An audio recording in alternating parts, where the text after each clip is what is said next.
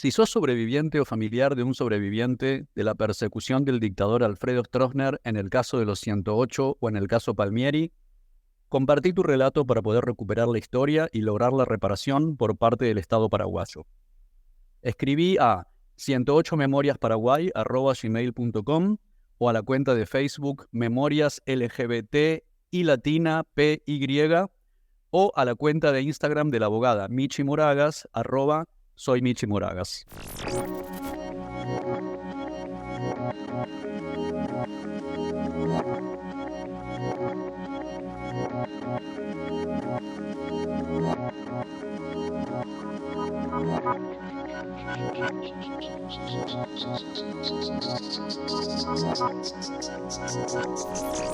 Hola periferia sudaca, caribeña y peninsular. Somos Nico Martínez y Omar Beretta y juntas hacemos este podcast Puto el que lee en su 5ª temporada. Sensacional la programación de este año.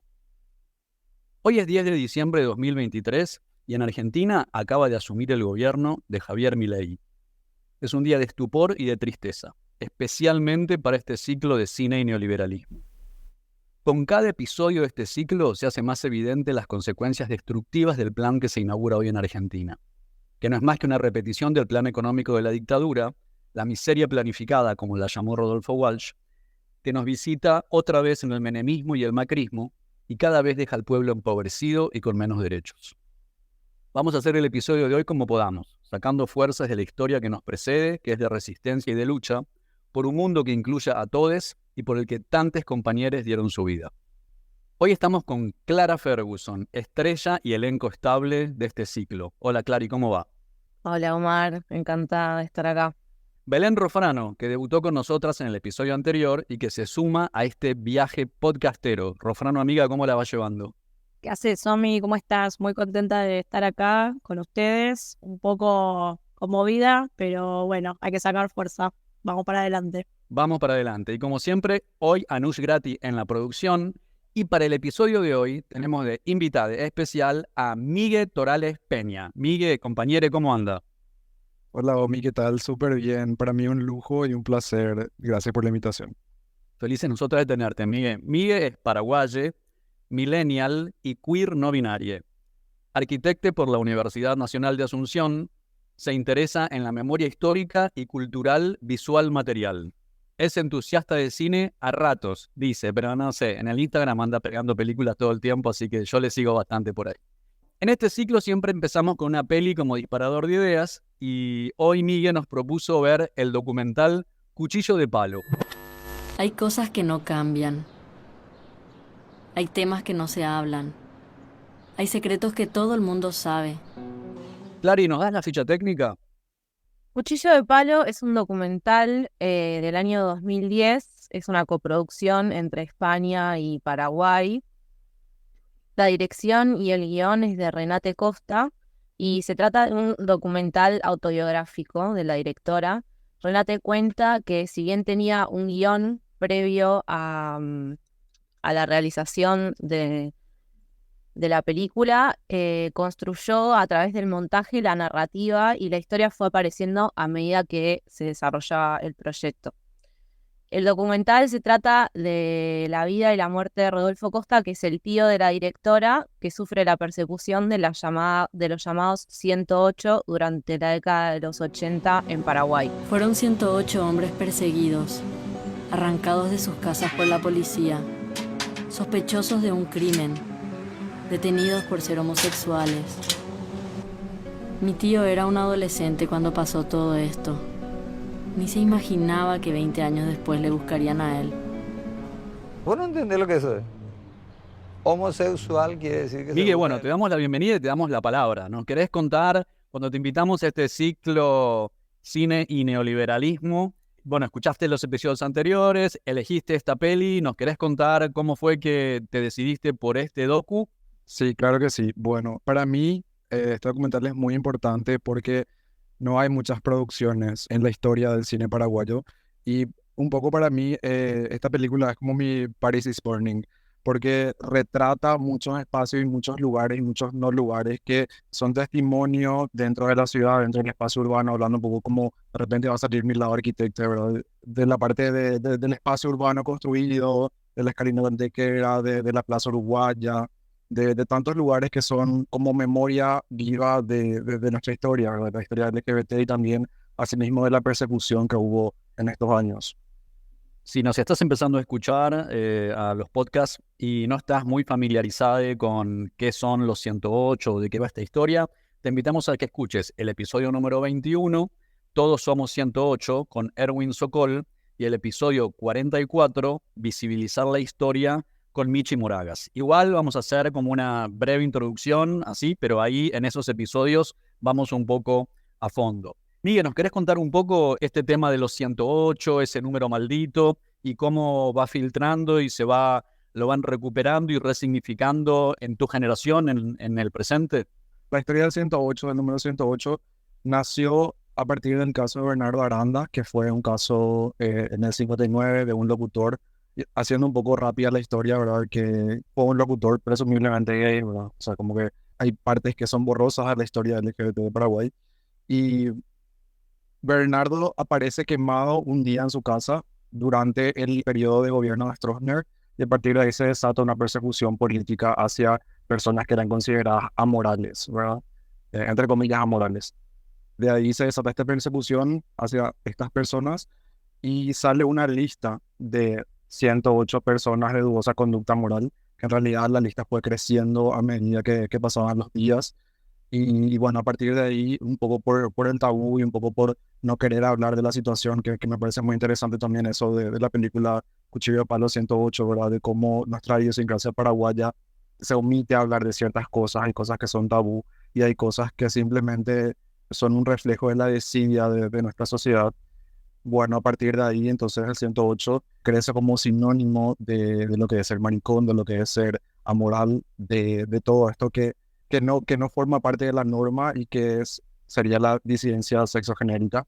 Entonces, a partir de trabajos de investigación más recientes, de Erwin Sokol, de Michi Moragas y de tantos otros activistas, rescatamos esta memoria que es de 108 para decir como que rechazamos un poco este discurso neoliberal de lo que es ser gay, sino que tenemos otra propia construcción de quiénes somos, de nuestras identidades, y desde acá decimos, desde Paraguay, nosotros somos 108.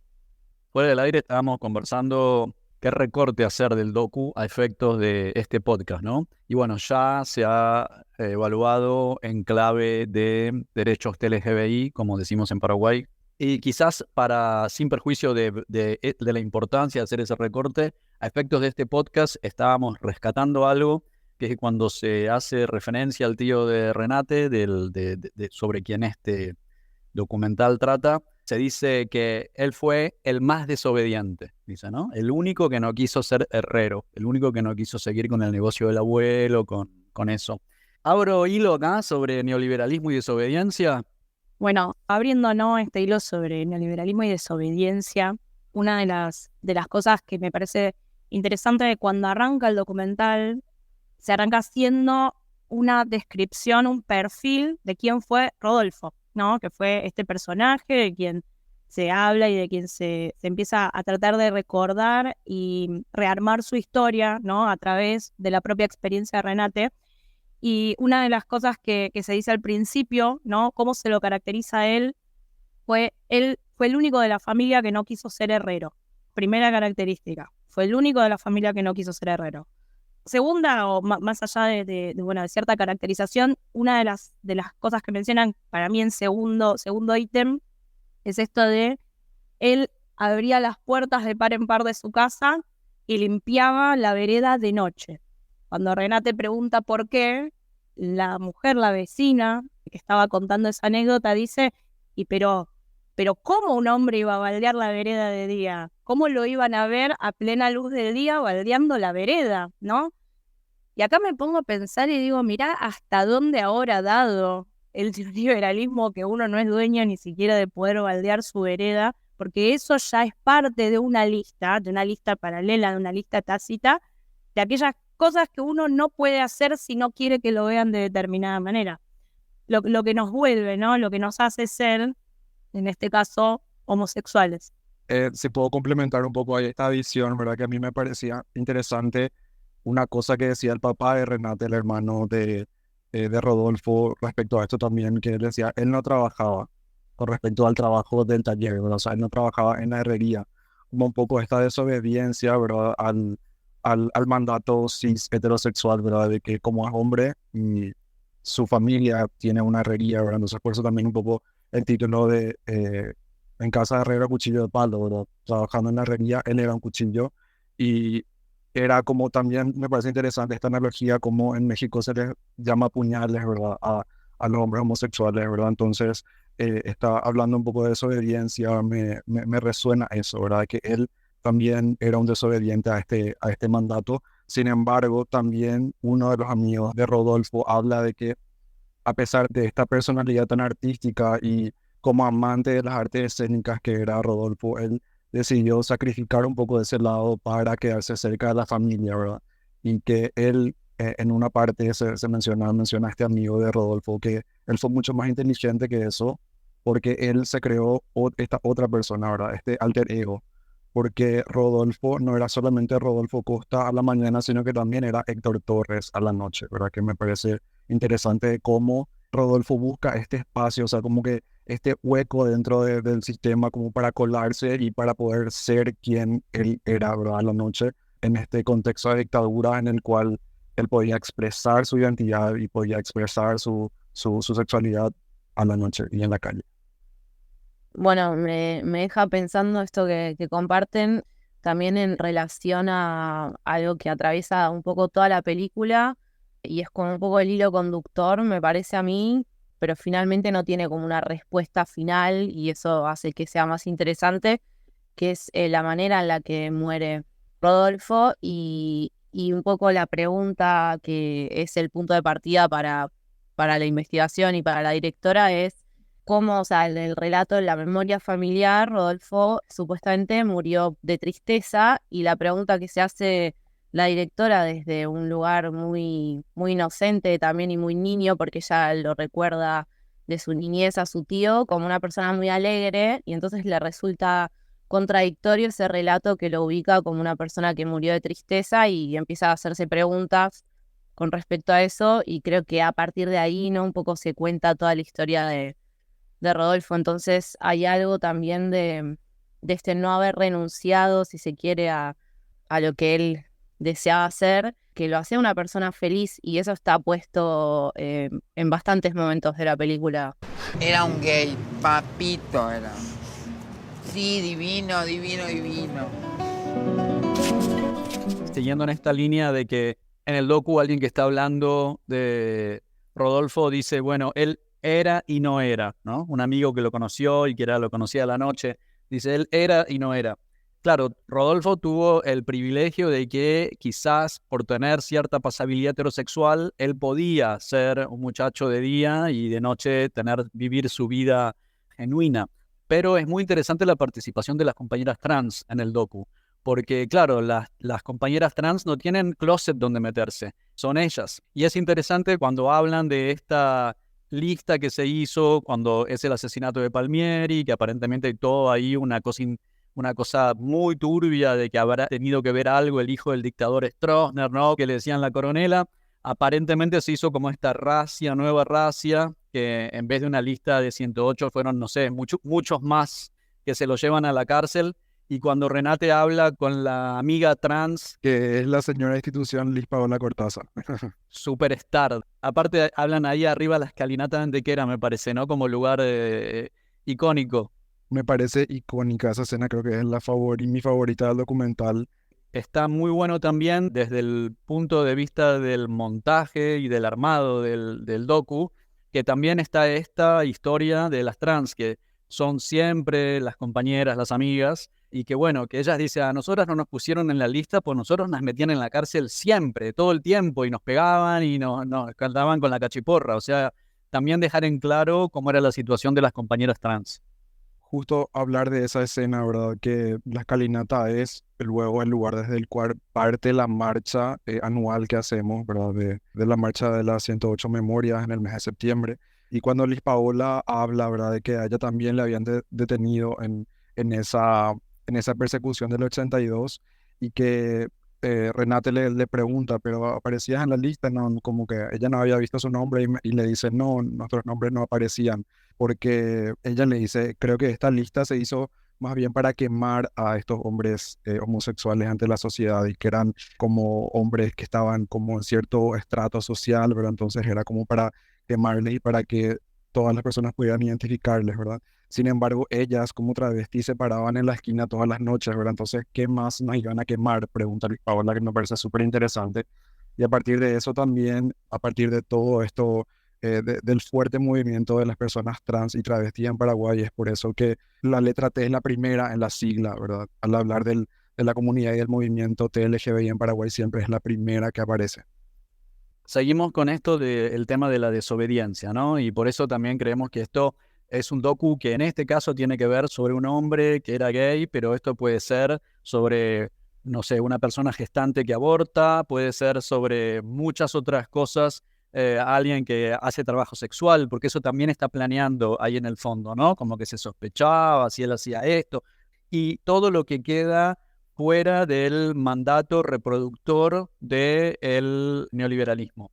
Es interesante cuando Rita Segato dice que donde el Estado se retrae en acuerdo con las iglesias avanzan y entonces van ocupando ese espacio que te dice el hombre que vaya a trabajar y que provea, la madre reproducirse y los cuidados y criar, y que eso genera la mano de obra barata que el sistema capitalista neoliberal necesita para seguir reproduciéndose y creando siempre una brecha cada vez más grande entre la clase dominante y la clase trabajadora.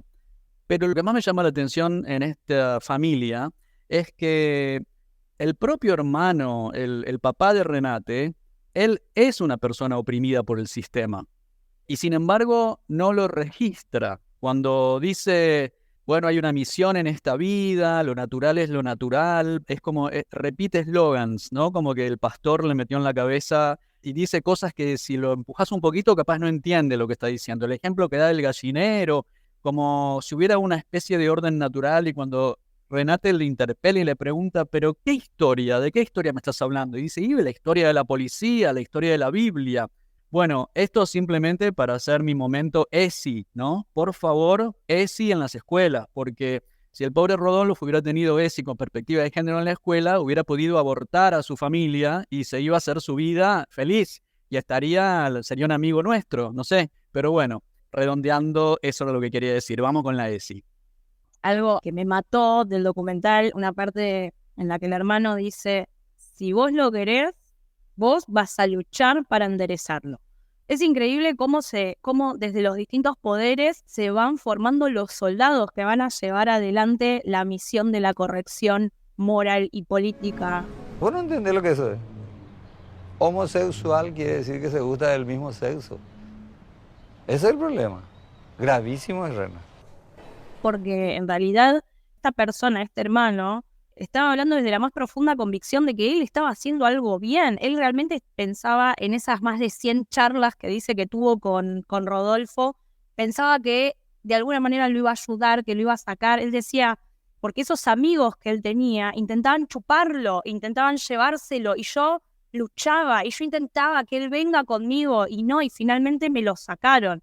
Entonces, después de su muerte incluso, él sigue convencido de que los que estaban mal eran Rodolfo y sus amigos, que se habían desviado, que se habían ido por el camino del mal, ¿no? Esta persona que es claramente oprimida también y que claramente no terminó, fue tan grande esa operación de lavado de cerebro, pero tan grande, tan maléfica, maliciosa, que no se da cuenta de que a su hermano Rodolfo no lo mataron los homosexuales o las trabas que eran amigas de él.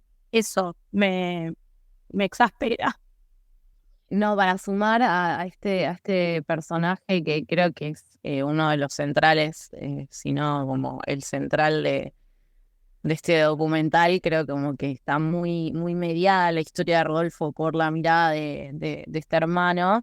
Me parece muy, muy, muy logrado en la película cómo captura la contradicción que representa ser un soldado de la causa en gestos tan sencillos como el anillo roto de él, ¿no? Él es una persona que está divorciada, o sea, si se quiere, en algún punto él tampoco logró cumplir con todos los parámetros esperables de la heteronorma capitalista neoliberal, y sin embargo tiene como esta ceguera y su discurso está muy construido a partir de los discursos hegemónicos de la iglesia.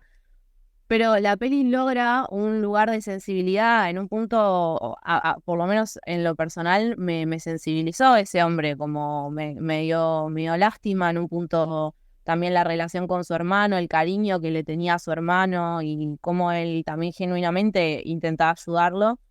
Y finalmente cierra la peli con un silencio casi de 5 minutos, no sé, es larguísimo, como es un momento muy largo de la peli y es una decisión de dirección muy acertada, que es como la última oportunidad que encuentra ella como de abrirle los ojos a su padre con la evidencia de la represión policial sobre la vida de su hermano, y sin embargo él no da el brazo a torcer, no logra revertir esa historia que elige contarse al mismo.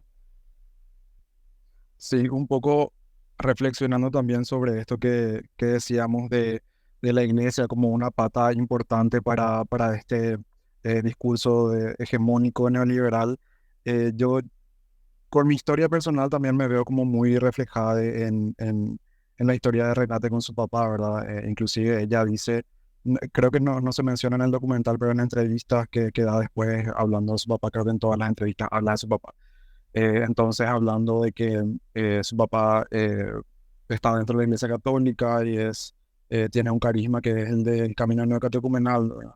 Que hablando un poco de mi historia personal, como desde muy chique, mi familia estuvo como en ese movimiento también, ¿verdad? Y me parece muy fuerte cómo llegan a deshumanizar la figura de Rodolfo hasta el punto de no permitirle acercarse a su familia, a sus sobrines, porque Renate le dice a su papá, me parece horrible que cuando yo era chica no me dejaban acercarme a mi tío, cuando había una sensación rara en el aire, cuando nosotros, les sobrinas, nos acercábamos a él, como que todo el tiempo presumían que iba a pasar algo malo, ¿verdad? Que él como era una moral, como que era un 108, entonces iba a aprovecharse de sus sobrinas, ¿verdad? Que es una persecución muy, muy fea, ¿verdad? Que en tu misma familia pase esto y que estén satanizando tan fuertemente lo queer por este discurso.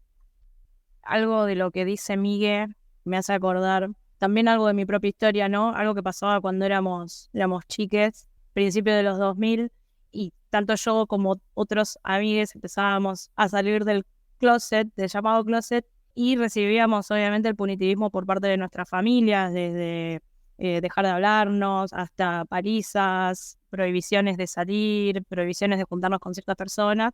Y muchas veces lo que recibíamos por parte de otras personas quizás no tan allegadas de la familia o mismo adultos que en ese momento tendrían que haber sido nuestros propios referentes y tratar de ayudarnos, ¿no? Era, ya se le va a pasar, vos sos la hija y te ama, ya se le va a pasar, vas a ver que esto no va a durar mucho, todo el tiempo minimizando la situación, ¿no? Entonces, bueno, al ver la suerte que corrió Rodolfo y al ver cómo después, ni siquiera después de su muerte, su propio hermano logra quebrar esa coraza construida y no solamente autoconstruida, sino que le obligaron a construir en pos de muchísima información falsa también.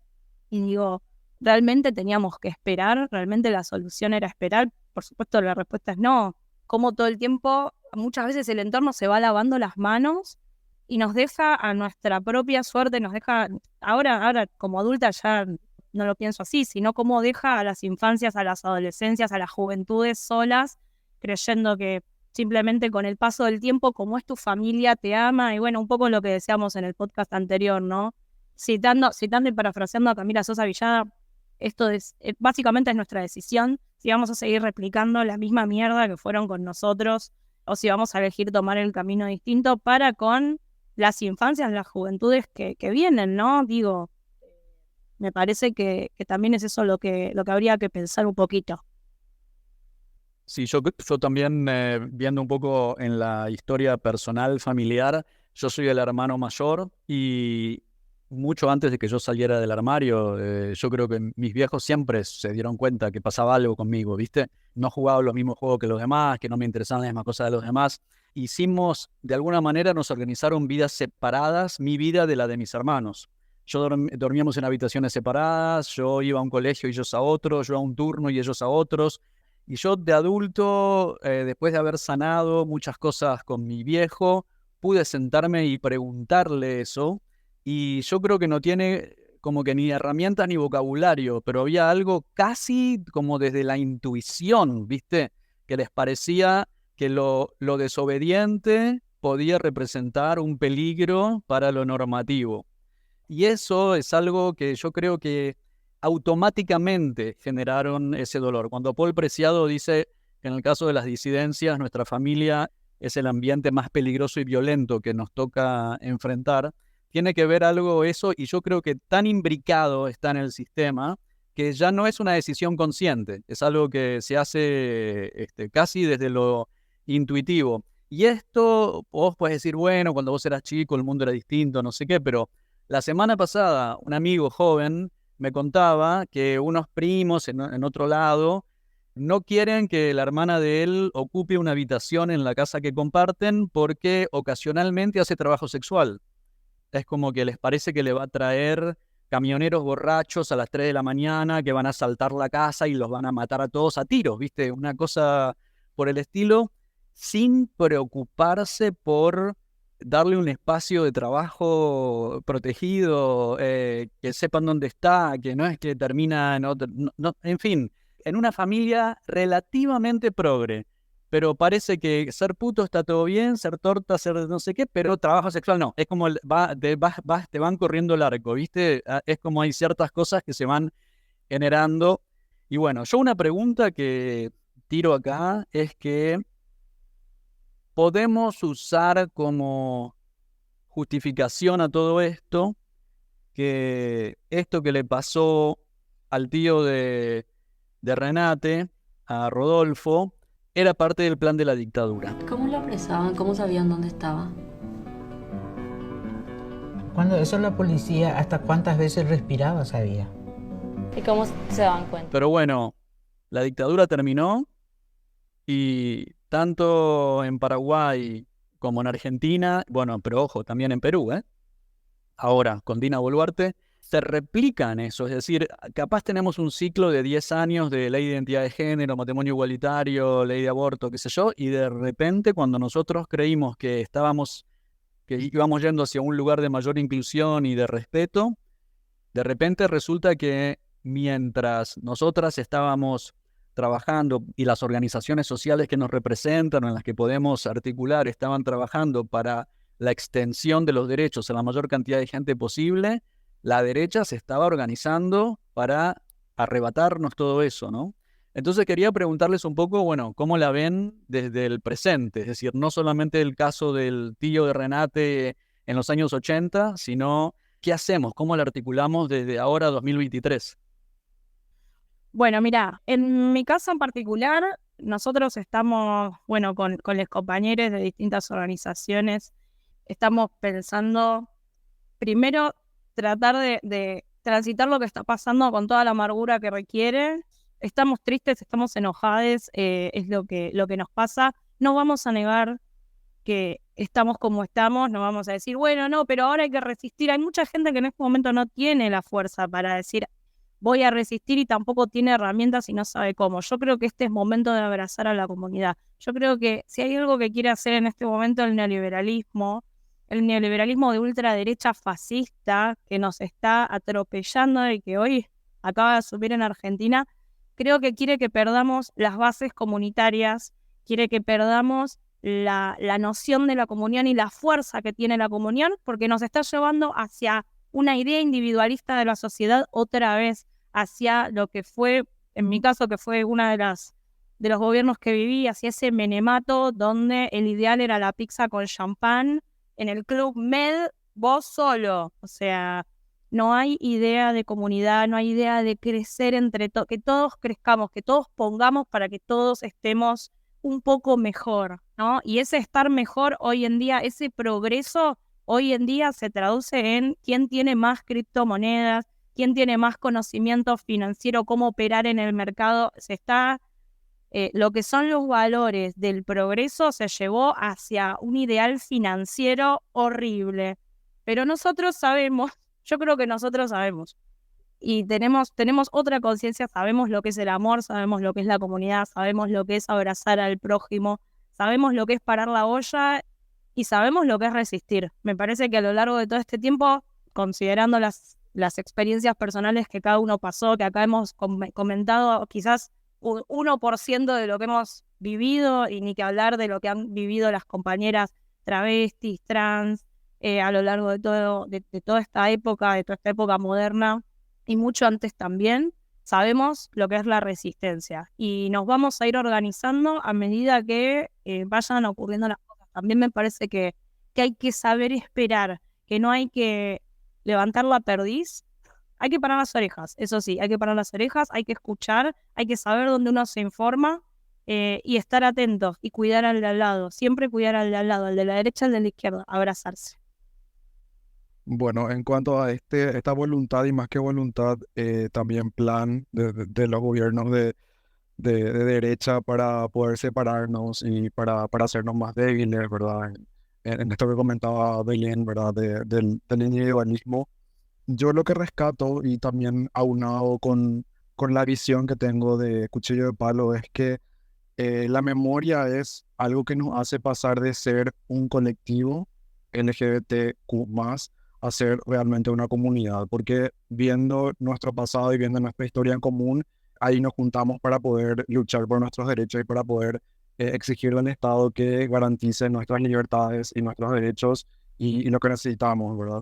Entonces, desde mi personal actividad y en lo que yo me quiero involucrar en mi área de interés ahora mismo, es buscar, en cuanto a mi hacer arquitectónico, es buscar estos espacios dentro de la ciudad y dentro del espacio urbano construido que reflejan nuestra memoria y que cuentan nuestra historia para poder conocer entre todos de dónde venimos, ¿verdad? Que no es como muchos gobiernos, o sea, como el gobierno nos hace creer de que esto de ser gay o ser queer o ser puto es como algo importado y es algo que viene de afuera, sino que antes de todo este pink washing que también hace o lavador rosa, ¿verdad? Que hace el neoliberalismo a la comunidad. Es como que antes de eso hubo travestis que lucharon por nuestros derechos y para que nosotros podamos correr, ¿verdad? O sea, hubo gente que estuvo caminando y estuvo haciendo calle para que nosotros podamos salir a marchar, ¿verdad? Que también es algo que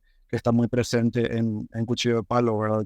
En una de las escenas es dentro del contexto de una de las primeras marchas que se hacen en Asunción, ¿verdad? Y que Renate documenta esto, que es un poco también lo que a mí me interesa hacer y apoyar y involucrarme. Documenta esta que fue una de las primeras marchas, que había mucha lluvia y que ella dice, no sé si me animo a bajarme, ¿verdad? Pero ahora por lo menos ellas pueden luchar por sus derechos, porque antes, en la época de Stroessner, no era así. En relación a esto de la memoria y de la militancia en estos contextos neoliberales que se aquejan hace muchos años, porque si bien la ultraderecha hoy asumió el poder en la Argentina, creo que son lógicas que nos vienen rigiendo ya hace unos cuantos años acá en Latinoamérica. Pienso con respecto a esto de borrar la memoria, por ahí la novedad de este momento histórico, al menos acá en Argentina, pero calculo que debe ser algo bastante global, en cuanto a la estrategia de que cualquier lucha pesca vana, ¿no? Como un cinismo muy grande con respecto a de qué manera podemos enfrentarnos a estas lógicas, y en ese sentido, como atacar la memoria es el primer lugar al que va a ir cualquiera que tenga este interés, porque tiene que ver con nuestra autoestima y con entendernos como sujetos históricos dentro de una memoria. Van a hacer todo lo posible por borrar, entonces ir a recuperar esos espacios en el territorio concreto, pero también en el territorio, si se quiere, moral, espiritual, digo, en todos los territorios, el lenguaje. Creo que Belén en Off the Record hablaba acerca del lenguaje y del poder del lenguaje. Pienso que ese es como el gran trabajo porque nos va a permitir reconstruir el autoestima y entender que luchar vale la pena y que ninguna conquista que se haya realizado en ningún momento de la historia de la humanidad se realizó por ósmosis o por evolución natural, sino que fue fruto de la lucha. Entonces creo que nos toca esa compleja en este contexto, pero vale la pena. Anoche estuvimos en el Centro Cultural Kirchner, en el CCK, acá en Buenos Aires, con un gran amigo de este podcast que es Ale Campos, el politólogo argentino Ale Campos, que terminó de escribir y que durante el mes de enero se va a estar distribuyendo ya un libro que escribió que se llama El huevo de la serpiente, incubación y ascenso de los extremismos de derecha. Como súper importante para los tiempos que corren, y él me recordaba que la violencia es estructurante del modelo económico del neoliberalismo. O sea, no es que es una consecuencia o una consecuencia no deseada, que la violencia es estructurante, es decir, es una parte esencial que construye este modelo económico, ¿no? Y me recordaba lo que dice Rita Segato sobre que esa violencia se inscribe sobre los cuerpos para dar un mensaje disciplinador, ¿no? Como pasa con el cuerpo de Rodolfo en este docu. 1982. Yo acababa de nacer y Rodolfo ya era un número en una lista. Casi no tengo recuerdos con él. Eso me distancia un poco más de mi familia. No sé si me voy a animar a contarle a papá lo que le pasó a mi tío. Y que también la justicia, que debería venir a reparar esto, es el déficit central de este modelo de mundo capitalista neocolonial. De modo que ahora estamos en una situación bastante más jodida que antes, porque antes todo esto era culpa de la dictadura, que la podíamos demonizar y qué sé yo. Pero bueno, ahora hay mecanismos más sutiles de regreso de este plan que claramente solamente funcionan si hay un borramiento de la memoria, claramente. Y que, bueno, la que se va a venir es una de violencia. A mí lo que me parece interesante es que como somos muchos los sectores que somos el enemigo, cuerpos que nos sustraemos al patriarcado. Una de las principales amenazas de este gobierno ha sido revocar el derecho al aborto. Ahí tenemos que abroquelarnos con nuestros compañeros, cuerpos con capacidad gestante, para poder estar ahí y marchar todas juntas. Y todos los distintos, esta inmensa mayoría, que somos todos los sectores oprimidos juntos, vamos a tener que articularnos de una manera así como muy íntegra para poder hacer frente a esto, porque la violencia que se viene... Cuando hicimos una actividad en Paraguay el año pasado con Analía Mas y Michi Moragas, justamente, que sobre discurso de odio, que esto fue como en julio del año pasado, reflexionábamos que si el proyecto avanza, la vida de todas nosotras está en peligro. Todas nosotras podemos desaparecer. Las que quieran hacer trabajo sexual, los que quieran las disidencias sexuales, las que quieran abortar, las que quieran ni que hablar de proyectos de pansexual, poliamoroso, otras formas de saternidad, otras formas de maternar. Es decir, todo lo que se salga de la esquemita mamá, papá, nene, nena va a estar muy, muy castigado. Yo quería volver nomás al tema de la memoria, ¿verdad? Que me parece muy interesante. De cuando empieza el documental, Renate habla de que a ella como mujer le piden que entre a buscar ropa para su tío, para velarle, ¿verdad? Porque es como también una tarea muy de cuidado y entonces creo que indirectamente ella habla también de eso y dice que el ropero estaba vacío, ¿verdad? Dice que su ropero no tenía memoria ni recuerdos. Y me parece muy interesante eso, ¿verdad? Es como probablemente sea real, pero también es como una metáfora muy fuerte y a partir de ahí como su papá también se niega a hurgar en esa memoria y de cómo él prefiere, y también toda la familia y la sociedad paraguaya en general prefiere el silencio y la desidia, ¿verdad? Cuando el papá de Renate dice que Rodolfo no quería que la gente entre a su casa, ¿verdad? Que él quería mantener en secreto sus secretos, es una figura bastante interesante, ¿verdad? De cómo el papá de Renate busca darle otra explicación, ¿verdad? Como que él era quien no quería, él era quien se recluía, él era quien se apartaba, cuando en realidad toda la familia y toda la sociedad, siguiendo un poco este mandato, era quien operaba para apartarle a él y para dejarle a él como individuo solo, único, apartado de la sociedad.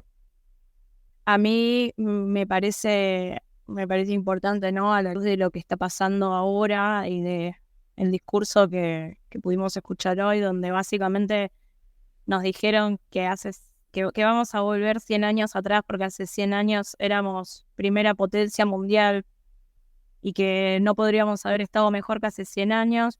Y eso, obviamente, concatenado con la idea de que a la gente no le importa nada, porque esto es algo que también se instaló mucho desde el discurso, que a la gente no le importa nada porque la gente tiene hambre.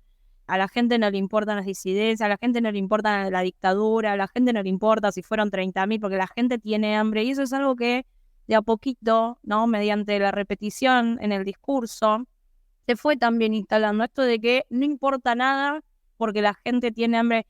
Y en nombre del hambre van a pasar un montón de cosas, ¿no? Esto que dice Omar, esto de volver para atrás en todos los derechos que se lograron conquistar, que son derechos básicos. No tiene que ver con, digamos, no porque sea menos importante, pero hubo un montón de conquistas que se lograron que ya nos ubican como pioneros en Latinoamérica. Un montón de leyes, un montón de beneficios, de derechos para las distintas comunidades.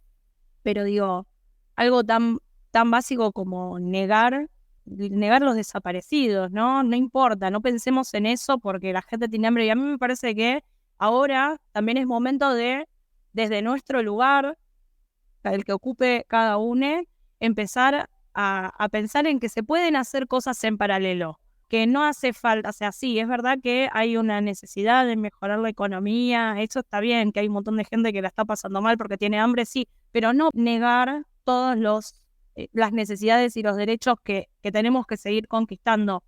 No es porque la gente tiene hambre, tenemos que reivindicar la dictadura. O sea, no tiene nada de sentido. Y me parece que es momento de empezar a hablar de eso, porque parece que la gente se está empezando a olvidar. Se me vino a la cabeza un libro de Mark Fisher, que no sé si ya hablamos de él en este podcast en algún momento, que se llama Realismo Capitalista y es como muy así folleto de circulación, lo recomiendo mucho leerlo. Y él un poco plantea esto de que es más fácil imaginarse el fin del mundo que el fin del capitalismo, porque pareciera que lo único posible es el orden en el que nos encontramos. Creo que es importante hacer una invitación a imaginarnos mundos posibles más allá de lo que nos están diciendo que es efectivamente posible. Para volver a la película que vimos, creo que en la experiencia de Rodolfo, si bien él se constituye como una víctima de este sistema, creo que en varios puntos de la película se reivindica su existencia y su decisión de vida y la manera en la que él pudo atravesar su vida en un contexto muy hostil, acompañado de un montón de compañeros que van apareciendo a lo largo de la película, ¿no? Y de diferentes alianzas con diferentes sujetos políticos. Esta película es del 2009, ¿verdad? En un contexto histórico-político en el cual se vio una alternancia, ¿verdad? En el 2008 asume el presidente Lugo el gobierno de Paraguay, que es el único presidente que yo recuerdo que no es colorado, o sea, que no fue colorado. Y también hablando de esto que comentábamos detrás de cámaras antes de la grabación, que Renate en una entrevista habla de que fueron 61 años de mandato del Partido Colorado hasta el momento de esta alternancia de cambio, ¿verdad? De una dictadura súper fuerte. Y también fueron 61 años los años que tenía el papá de Renate al momento de grabación de esta película, ¿verdad? Y que esta historia no es que solamente pasó en los 60 con Bernardo Aranda o en los 80, en el caso Palmieri o en el 2009, en el momento en el que se graba esta película, sino que está pasando hoy en Argentina y pasa todos los días en todas partes, ¿verdad? De Latinoamérica, pasa muchísimo en Paraguay, ¿verdad? Y es eso, que no es un hecho aislado, sino que está pasando. Quique, muchas gracias de todo corazón. No sé cómo hubiera pasado yo esta tarde de domingo si no nos hubiéramos juntado a exorcizar un poco todo esto. Va a venir más de esto, ¿no? Que nos encuentre abrazadas, que nos encuentre luchando, que nos encuentre haciendo intercambio, que nos encuentre cruzando estas fronteras dibujadas en el mapa que nos dividen realmente sin ningún otro sentido que el interés de otros que no somos nosotros, ¿no? Nos vamos con un poema especialmente de curaduría de Anush Grati y vamos a reflexionar, vamos a seguir luchando, vamos a seguir estando juntas y nos vemos en Cine y Neoliberalismo, volumen 5. Este es un fragmento del libro Una lengua cosida de relámpagos de Val Flores. Una lengua remendada por los derroteros de la luz que instiga a la fricción con otras lenguas, ardiendo en palpitaciones oníricas, trastornada por nuestras materialidades precarias, porque la huella del despojo y la destrucción la forjan como una lengua cruda, sin alivio, donde habita una amistad funeraria enclavada en el memorial de cadáveres que nos recuerdan el terror del poder, así como la vulnerabilidad de la vida. Lengua de señas, de gestos, de tropismos de la disidencia, del disturbio somático y del sabotaje epistémico, de las interferencias a escala celular, esas que afectan la fisiología de las palabras en su constitución orgánica y practican el arte del destronamiento y de la irreverencia para desacralizar incluso nuestra propia experiencia del activismo político y lingüístico. Una lengua feminista y de la disidencia sexual, de amor por la minúscula y por el merodeo del pensamiento, que no se quede quieta ni fija, que se agita y zigzaguea entre la luminosidad y lo inadvertido de su impostura, que sabe detenerse en la mínima entraña de las cosas calladas que esperan su ocasión de decirse. Una lengua que se saca al aire pútrido heterosexual, al exterminio capitalista, a la blanca hostilidad de los sueños, que se exhibe en su esplendor jugoso y húmedo de la perversión, como una mueca pornográfica que desorganiza la topografía somática de la decencia y la moral, un ademán burlesco para los escribas del régimen. Una lengua dubitativa, pero no por ello menos decidida a la virulencia ficcional y a la efusiva insociabilidad, excedida en su densidad metafórica, que la arranca de los lugares cómodos y habitables para hacerla transitar por la espesura y la curvatura de unas preguntas que no acallan su tonalidad batallante. Una lengua como acrobacia festiva, burla de sí y para sí, como gesto de deseducarnos de la promesa de cualquier radicalidad tutelada que osemos encarnar.